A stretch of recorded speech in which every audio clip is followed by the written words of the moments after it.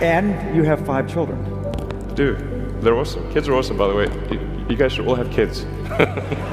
Kids are great. Invited the Daily Mail to record her selling her Tesla over the weekend. Money she said she needs after Musk reduced the funding. Yeah, that's his modus operandi when women speak out.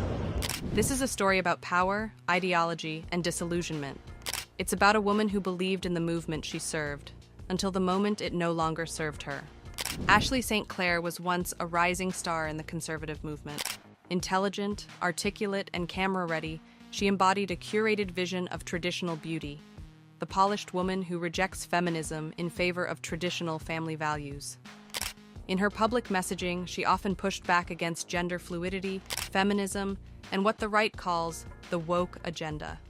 She advocated for order, hierarchy, and returning to natural roles. But real life doesn't always obey ideological narratives. In early 2025, St. Clair went public with a bombshell. She had secretly given birth to Elon Musk's child in 2024. According to her, Musk was minimally involved, had met the child just 3 times, and was actively trying to reduce financial support after she filed for custody. What followed was not solidarity, not compassion, but a swift turning of the tide. From silence to mockery, from respect to rejection. Her allies vanished. The right-wing machine she had helped fuel suddenly had no use for her. In March 2025, the situation escalated.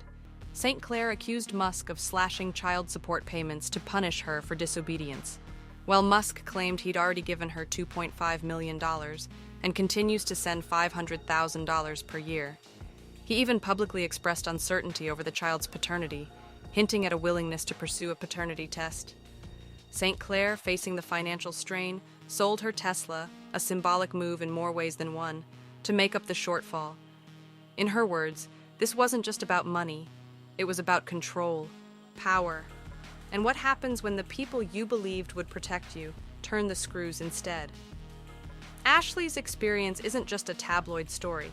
It's a microcosm of a much bigger issue, one where the romanticized narrative of traditional gender roles falls apart when tested against the actual power dynamics of right-wing culture.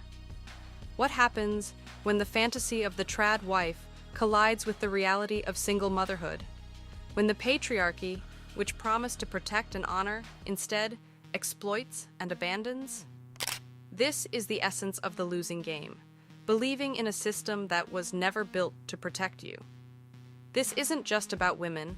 This is about how right-wing power structures, especially those rooted in white patriarchal dominance, treat anyone they consider less than or only conditionally useful.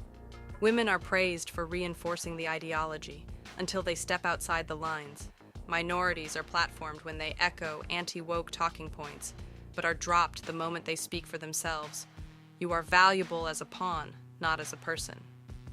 Ashley believed in a system. She thought aligning herself with powerful men like Elon Musk would offer protection, legitimacy, and purpose. But when she stopped being useful, she became disposable. And in that moment, ideology gave way to reality. As feminist Andrea Dworkin once wrote, right-wing women align with power, not because they believe they'll share it, but because they hope to survive it. But survival isn't the same as freedom. And the harsh truth is, when push comes to shove, that power rarely protects the people who helped uphold it. Ashley's story is not unique, it's just unusually visible. And even now, as St. Clair fights for sole custody and attempts to reclaim some stability for her child, the conversation has shifted.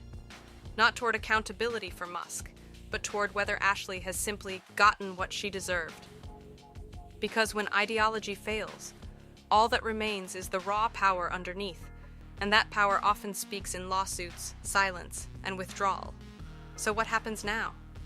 Maybe Ashley reclaims her voice, maybe she redefines her values, or maybe she fades into the background, another woman chewed up by the machine she once promoted. But one thing's clear. For women in these spaces, loyalty is often a one-way street.